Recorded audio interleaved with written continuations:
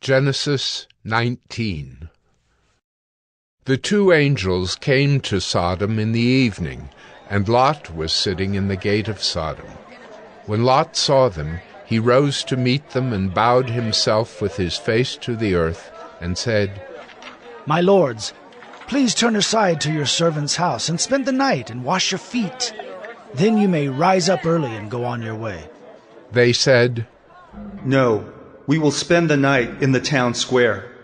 But he pressed them strongly, so they turned aside to him and entered his house. And he made them a feast, and baked unleavened bread, and they ate. But before they lay down, the men of the city, the men of Sodom, both young and old, all the people to the last man, surrounded the house. And they called to Lot, "Where are the men who came to you tonight? Bring them out to us, that we may know them." Lot went out to the men at the entrance, shut the door after him, and said, "I beg you, my brothers, do not act so wickedly. Behold, I have 2 daughters who have not known any man. Let me bring them out to you, and do to them as you please. Only do nothing to these men, for they have come under the shelter of my roof." But they said, "Stand back!" And they said, "This fellow came to sojourn, and he has become the judge." Now we will deal worse with you than with them. Then they pressed hard against the man Lot, and drew near to break the door down. But the men reached out their hands, and brought Lot into the house with them, and shut the door. And they struck with blindness the men who were at the entrance of the house, both small and great, so that they wore themselves out, groping for the door. Then the men said to Lot, "Have you anyone else here? Sons-in-law, sons, daughters, or anyone you have in the city? Bring them out of the place. For we are about to destroy this place, because the outcry against its people has become great before the Lord, and the Lord has sent us to destroy it." So Lot went out and said to his sons-in-law, who were to marry his daughters, "Up! Get out of this place, for the Lord is about to destroy the city." But he seemed to his sons-in-law to be jesting. As morning dawned, the angels urged Lot, saying, "Up, take your wife and your 2 daughters who are here, lest you be swept away in the punishment of the city." But he lingered. So the men seized him and his wife and his 2 daughters by the hand, the Lord being merciful to him, and they brought him out and set him outside the city. And as they brought them out, one said, "Escape for your life. Do not look back or stop anywhere in the valley. Escape to the hills, lest you be swept away." And Lot said to them, "Oh no, my lords. Behold, your servant has found favor in your sight, and you have shown me great kindness in saving my life. But I cannot escape to the hills, lest the disaster overtake me and I die. Behold, this city is near enough to flee to, and it is a little one. Let me escape there. Is it not a little one? And my life will be saved." He said to him, "Behold, I grant you this favor also, that I will not overthrow the city of which you have spoken. Escape there quickly, for I can do nothing till you arrive there." Therefore the name of the city was called Zoar. The sun had risen on the earth when Lot came to Zoar. Then the Lord rained on Sodom and Gomorrah sulfur and fire from the Lord out of heaven. And he overthrew those cities, and all the valley, and all the inhabitants of the cities, and what grew on the ground. But Lot's wife, behind him, looked back, and she became a pillar of salt. And Abraham went early in the morning to the place where he had stood before the Lord. And he looked down toward Sodom and Gomorrah, and toward all the land of the valley. And he looked, and behold, the smoke of the land went up like the smoke of a furnace. So it was that when God destroyed the cities of the valley, God remembered Abraham and sent Lot out of the midst of the overthrow when he overthrew the cities in which Lot had lived. Now Lot went up out of Zoar and lived in the hills with his 2 daughters. for he was afraid to live in Zoar. So he lived in a cave with his 2 daughters. And the firstborn said to the younger, Our father is old, and there's not a man on earth to come in to us after the manner of all the earth. Come, let us make our father drink wine, and we will lie with him, that we may preserve offspring from our father. So they made their father drink wine that night, and the firstborn went in and lay with her father. He did not know when she lay down or when she arose. The next day the firstborn said to the younger, Behold, I lay last night with my father. Let us make him drink wine tonight also. Then you go in and lie with him, that we may preserve offspring from our father. So they made their father drink wine that night also. And the younger arose and lay with him, and he did not know when she lay down or when she arose. Thus both the daughters of Lot became pregnant by their father. The firstborn bore a son and called his name Moab. He is the father of the Moabites to this day. The younger also bore a son and called his name Ben-Ammi. He is the father of the Ammonites to this day.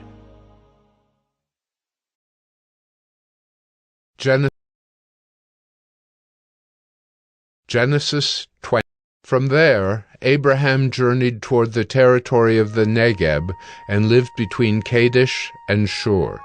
And he sojourned in Gerar. And Abraham said of Sarah his wife, She is my sister.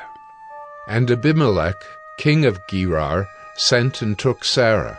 But God came to Abimelech in a dream by night and said to him, Behold, you are a dead man because of the woman whom you have taken, for she is a man's wife. Now Abimelech had not approached her, so he said, Lord, will you kill an innocent people? Did he not himself say to me, She is my sister? And she herself said, He is my brother. In the integrity of my heart and the innocence of my hands I have done this. Then God said to him in the dream, Yes, I know that you have done this in the integrity of your heart, and it was I who kept you from sinning against me. Therefore, I did not let you touch her.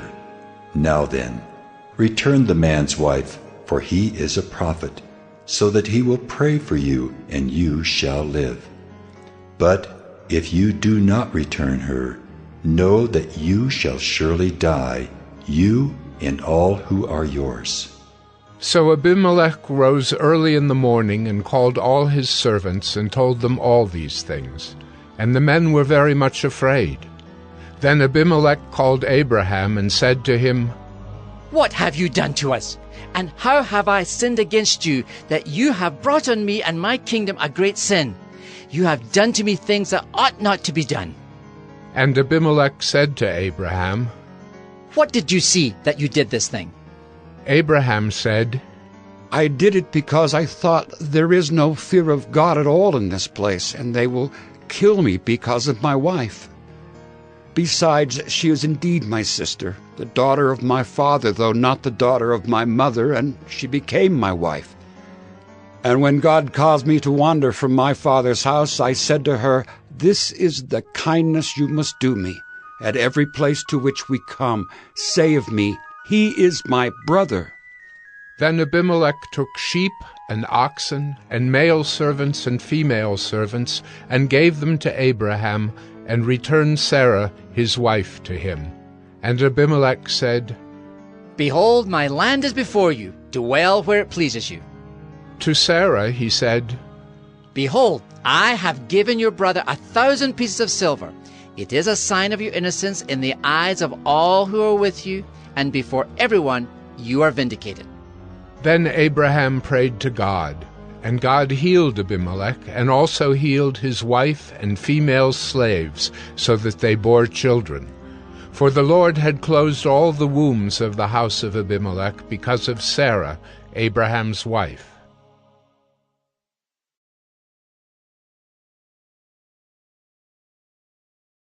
Genesis 21. The Lord visited Sarah as he had said, and the Lord did to Sarah as he had promised. And Sarah conceived and bore Abraham a son in his old age at the time of which God had spoken to him. Abraham called the name of his son who was born to him, whom Sarah bore him, Isaac. And Abraham circumcised his son Isaac when he was 8 days old, as God had commanded him. Abraham was 100 years old when his son Isaac was born to him. And Sarah said, God has made laughter for me. Everyone who hears will laugh over me. And she said, Who would have said to Abraham that Sarah would nurse children? Yet I have borne him a son in his old age. And the child grew and was weaned. And Abraham made a great feast on the day that Isaac was weaned. But Sarah saw the son of Hagar the Egyptian, whom she had borne to Abraham, laughing. So she said to Abraham, Cast out this slave woman with her son, for the son of this slave woman shall not be heir with my son Isaac. And the thing was very displeasing to Abraham on account of his son. But God said to Abraham, Be not displeased because of the boy and because of your slave woman. Whatever Sarah says to you, do as she tells you, for through Isaac shall your offspring be named. And I will make a nation of the son of the slave woman also, because he is your offspring. So Abraham rose early in the morning, and took bread and a skin of water, and gave it to Hagar, putting it on her shoulder along with the child, and sent her away. And she departed and wandered in the wilderness of Beersheba. When the water in the skin was gone, she put the child under one of the bushes. Then she went and sat down opposite him, a good way off, about the distance of a bow shot. For she said, Let me not look on the death of the child. And as she sat opposite him, she lifted up her voice and wept. And God heard the voice of the boy, and the angel of God called to Hagar from heaven, and said to her, What troubles you, Hagar? Fear not, for God has heard the voice of the boy where he is. Up, lift up the boy, and hold him fast with your hand, for I will make him into a great nation. Then God opened her eyes, and she saw a well of water. And she went and filled the skin with water, and gave the boy a drink. And God was with the boy, and he grew up. He lived in the wilderness, and became an expert with the bow. He lived in the wilderness of Paran, and his mother took a wife for him from the land of Egypt. At that time Abimelech and Phicol the commander of his army said to Abraham, God is with you in all that you do. Now therefore swear to me here by God that you will not deal falsely with me or with my descendants or with my posterity. But as I have dealt kindly with you, so you will deal with me and with the land where you have sojourned. And Abraham said, I will swear. When Abraham reproved Abimelech about a well of water that Abimelech's servants had seized, Abimelech said, I do not know who has done this thing. You did not tell me, and I have not heard of it until today. So Abraham took sheep and oxen and gave them to Abimelech, and the two men made a covenant. Abraham set 7 ewe lambs of the flock apart, and Abimelech said to Abraham, What is the meaning of these 7 ewe lambs that you have set apart? He said, These 7 ewe lambs you will take from my hand, that this may be a witness for me that I dug this well. Therefore that place was called Beersheba, because there both of them swore an oath. So they made a covenant at Beersheba. Then Abimelech and Phicol the commander of his army rose up and returned to the land of the Philistines. Abraham planted a tamarisk tree in Beersheba, and called there on the name of the Lord, the everlasting God. And Abraham sojourned many days in the land of the Philistines.